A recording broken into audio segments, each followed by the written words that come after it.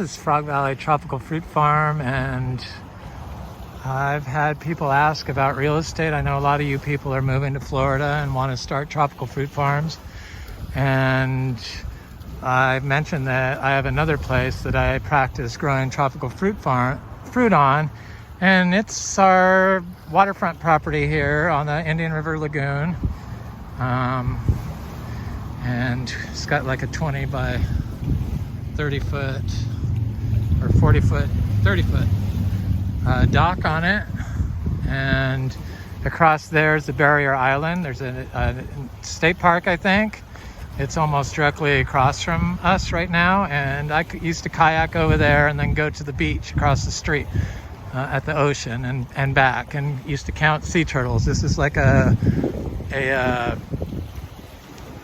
nesting or a nursery for sea turtles and other aquatic life. Unfortunately, people don't believe in pollution, and they've kind of ruined it. And that's why I'm trying to teach people how to grow sustainably, naturally, for free tropical rare fruits.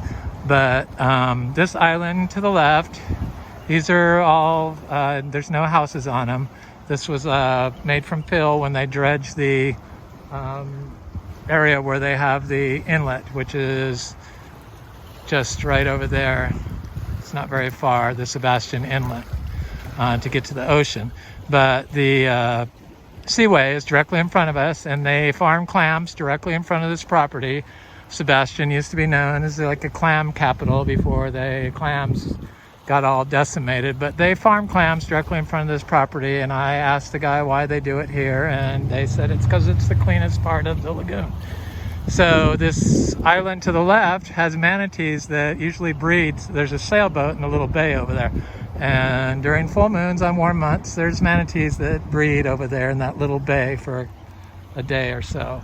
And to the right is a nesting colony of wood storks, and this I think is a natural island. It's called Grange Island.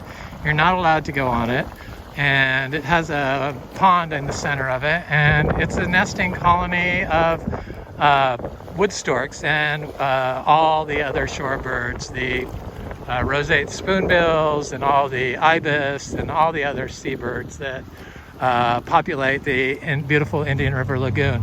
And these wood storks fly to our property to get wood for their nests. After all the shorebirds leave, the vultures move in and I believe nest there. Thousands of vultures, it seems. I can see birds over it now. They start coming back usually in the winter, and this property is 186 feet long, so our property line goes about 30 feet from that right dock and halfway between that dock and this dock. So we have a lot of room here. This is like the longest, biggest parcel around here, or the widest parcel, 186 feet, zoned RU1 through 11 for Brevard County. And you're allowed to put a marina right here. So a marina for the houses that you build on the lot. You can build, I think, up to 14 houses, but I'm not sure. But we thought we would do biodynamic store here and sell tropical fruit because it's on US 1. And I've been growing tropical fruit trees here naturally without water ever and zero inputs. And I mowed the lawn up until last year and applied biodynamic compost for the first time. That's the only inputs I've done.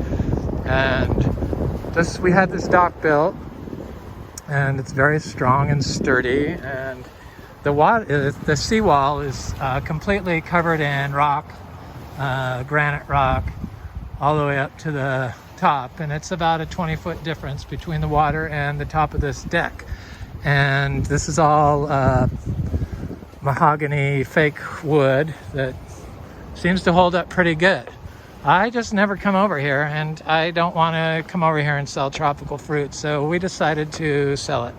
And like I said, we've had it for about 10 years. It is on the market now. We just lowered the price to $5.99. We bought it as a short sale in 2011 from somebody who had paid $888,000 for the property. They paid $800,000 for the west side, and they paid $800,000 for the quarter acre on the east side. And we own the riparian rights. which seems kind of odd that you can own the sea, because it's not a river, it's a lagoon. Lagoons are bays with reefs, so it's not a river. It's got Indian River Lagoon. People just assume it's a river, but it's saltwater. I've seen crocodiles in there, and dolphins, of course, every day, and bald eagles, and this is the house. And I started doing it's 2.46 acres or 4.1 acres, something like that. And so the water runs off on all our neighbors' property, but we implemented our no mow policy, and I planted a bunch more fruit trees, seed mangoes and seed atemoyas, and they seem to be doing good. We don't water this. Nothing here has ever been watered, and this used to be all mowed. And look at how poor the soil is. I applied Biodynamic Compost last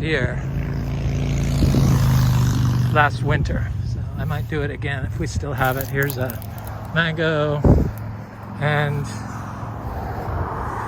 there was a huge agave here that somebody hit with their car, a blue agave, and I don't even see any pups around it anymore, but I'm sure there has to be. If not, I can move some pups. I took all the pups for a long time.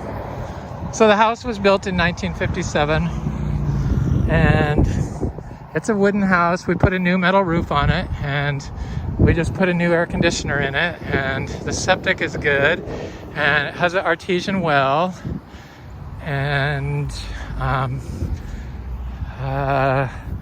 we kind of have left it vacant for our 10 years we've owned it so far. My partner stays here sometimes for work, but this is the driveway. It has an old asphalt driveway. So we just mow trails through here. It's quite a stunning property as far as old Florida charm. It has the giant live oak tree.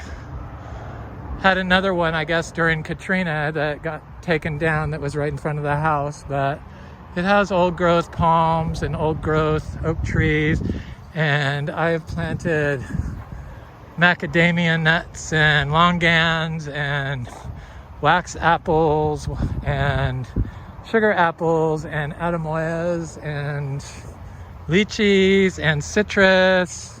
This is the property I've got my citrus seeds from. Here's another mango, seed grown mango, and there's a few through here. Here's one. They're popping up. They're doing okay. This is a giant. I want to show this because those pencil cacti. This is like a 40-foot tall, or was 40-foot tall pencil cacti that fell over and now is trying to grow up again. But it's like a tree. You could see it right here. That's it. Looks like a tree. And I've taken lots of cuttings off that, and it's got some interesting plants. It would be a great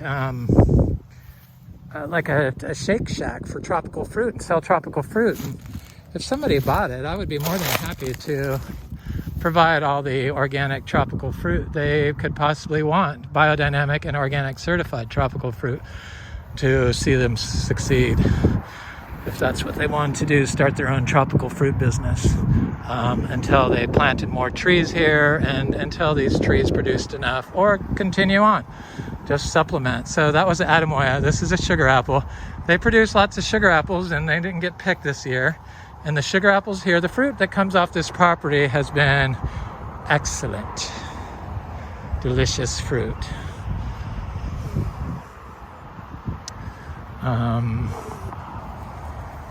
I have no complaints. It's got some plumeria, it's got some night blooming jasmine, it's got some very old hibiscus that I'm kind of surprised they're not in bloom right now.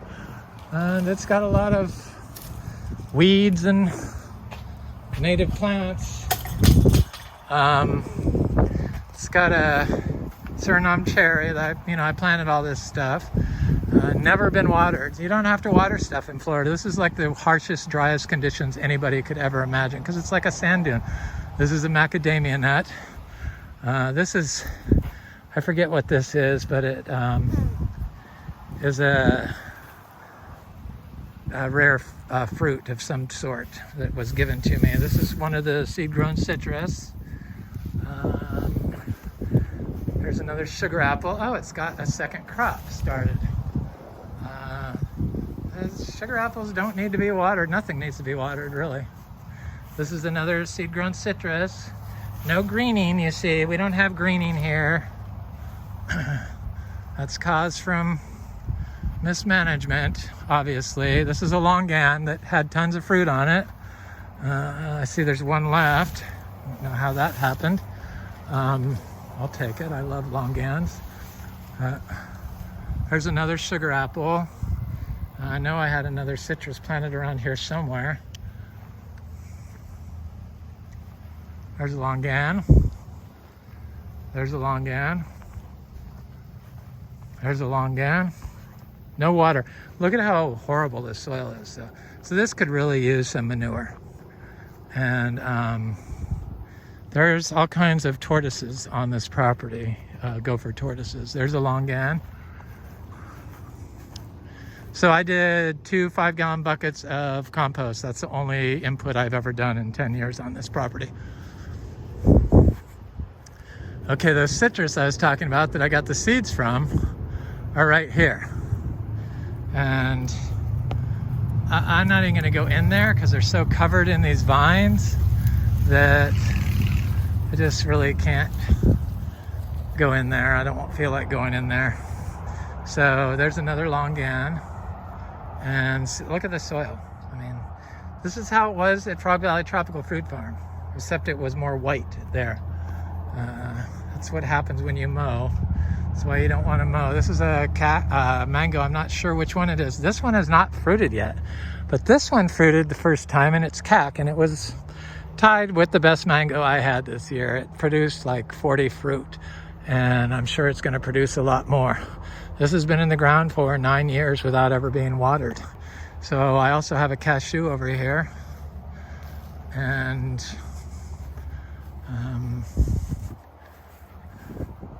this is what nothing with your tropical fruit trees will do. They will grow. This is the cashew that's been in the ground forever and never produced any fruit, but it needs raw manure. I know that. I know this property needs some raw manure. It just never got the love that I gave Frog Valley Tropical Fruit Farm because I wanted to experiment and actually be able to see what happens when you don't do anything. Here's a wax jambu. This was the best wax jambu fruit I've ever tasted in my life. Super sweet. It does not produce a lot. Okay, the lychees. Now these are all nursery grown trees also, so except for the seed grown mangoes and the seed grown atamoya. So this is a nursery grown lychee that just, it did not like it. It doesn't like it. Here's another seed grown lychee. I put some sticks and logs around them, and they need more. They need some raw manure. The compost was not enough.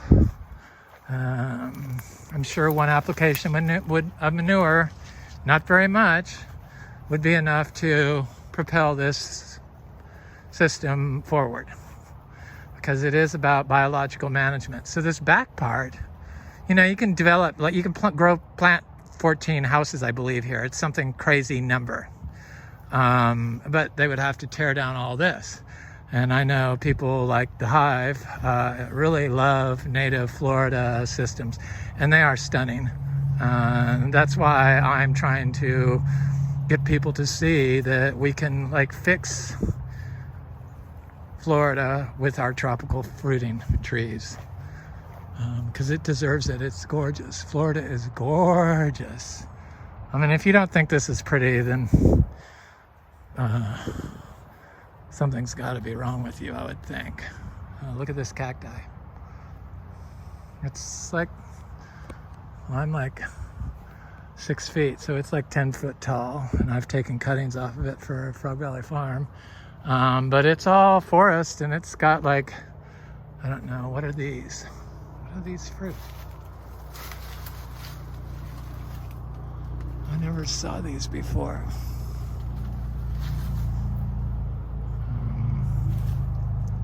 Oh, those are those plums that people like. So there's tropical fruit trees here that I didn't even know were here. These are those oh, I forget what they're called. I know one of you know, so if you know, please write down what it is in your thing. Florida's really amazing. Now this part back here, I'm sure would be excellent. There's giant tortoise, or there's tortoises all throughout this property. There's one right here, and I've counted 5 full-grown tortoises here, and then there's lots of little ones. But you could plant tropical fruit trees here. Right in this. The achacha would do great in this. I just never did it.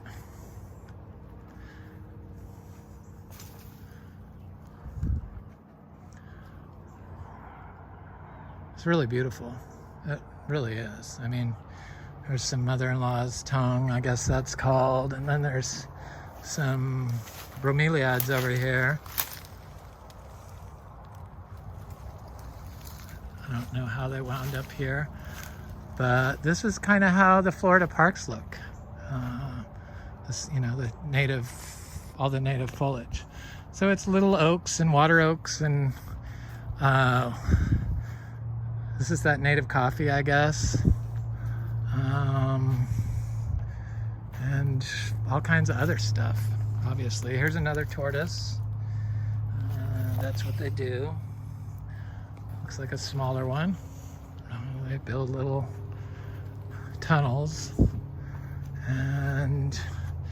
But you could easily plant more tropical fruit trees through here, because they will grow great with this native foliage, and just minimal clearing, you know, pruning up the palms during the right times of the year, and trimming back some of these oaks, these water oaks, and the coastal oaks, the live oaks. And right here would be a good spot, and you could just trim the palms up. But you could plant all kinds of tropical fruit trees here. And the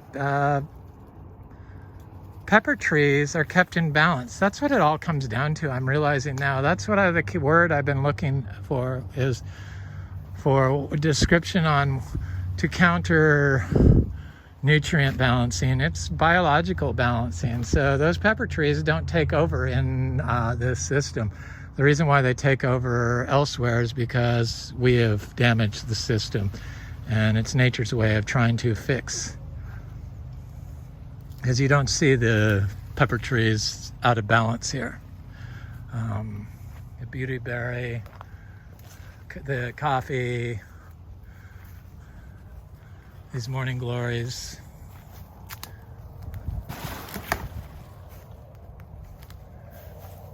Or whatever these are. What are those? Those are beautiful.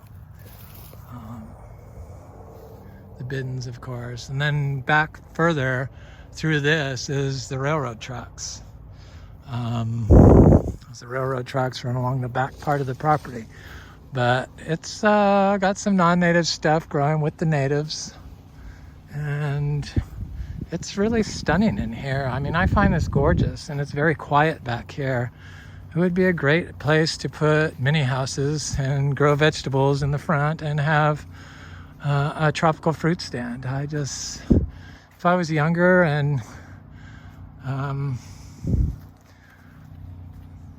wanted to be on the beach, I would be all over this. I was once, but I just didn't do it.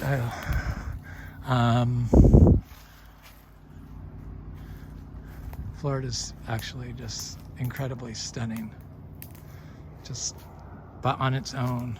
And it's a shame that people are destroying it at such a rapid rate. The Indian River Lagoon was considered the most biodiverse spot in North America. I'm not sure if that still holds true. Perhaps it does, because everyone else is polluting also. But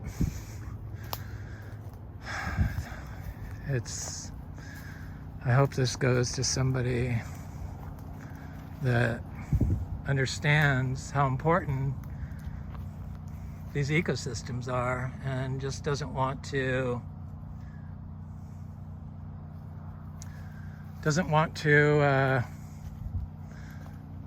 just make a quick buck off development, which is probably what's going to happen.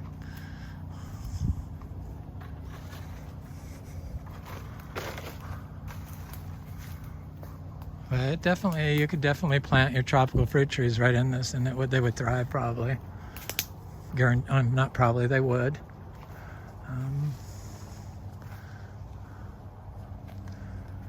That's really pretty, and it's on the water. And when the wood storks are here, they're all like above in the treetops collecting sticks to go back to the island to build their nest. And there's also a osprey that nests in a tree on this property right near the house every year. It doesn't attack you, it's just has its nest there. It's had a nest there for the last 3 years. If you provide space for wildlife, they come back. That's biological balancing. We're out of balance in our biological world, human to nature, and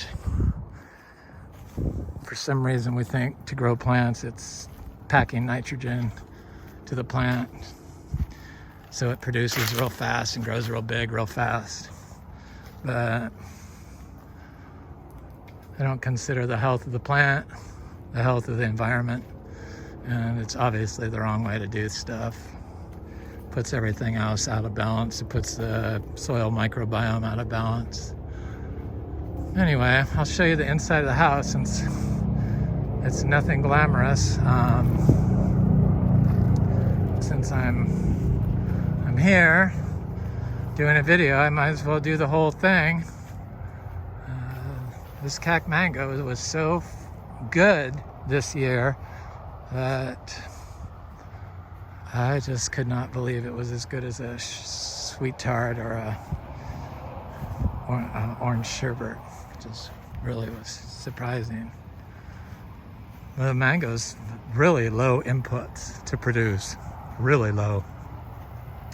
Same with citrus. The cashew obviously needs some more. The sugar apples, they're like one of the lowest, easiest plants to grow. Just like, it's got a septic right here that's good. I see a little mango right there, seedling, and I see another mango seedling right here. So it's got about, I don't know, 10 mangoes or so, 6 mango seedlings. It's a good start. One producing trees, probably 2. Probably if you watered or gave some cow manure to both trees, which I'll probably do. I'll haul a bucket over here that they will both produce this year. And so this is it. It's kind of I don't know, most people in Florida would consider this a teardown. The roof has a new roof. It's withstood all the hurricanes. All the lights always stay on here, even when everyone else loses lights, because we have all these trees around. Nothing seems even out of place when we come after a hurricane. So this is the front. All the windows are good, dual pane. We haven't had any trouble with break-ins, knock on wood. And this is the inside. There's the lights.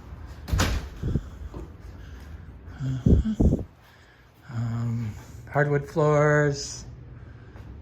Let me turn on the light. Kitchen's kind of gross. Got a view of the water. And then this is the kitchen. And the laundry room. The electric's been updated and the plumbing's, I guess, good. A new air conditioner. Bathroom is disgusting or gross, most people would say. It's a gut. But it could be remodeled. It's cute. It's got cute qualities. Got ceiling fans in every room. And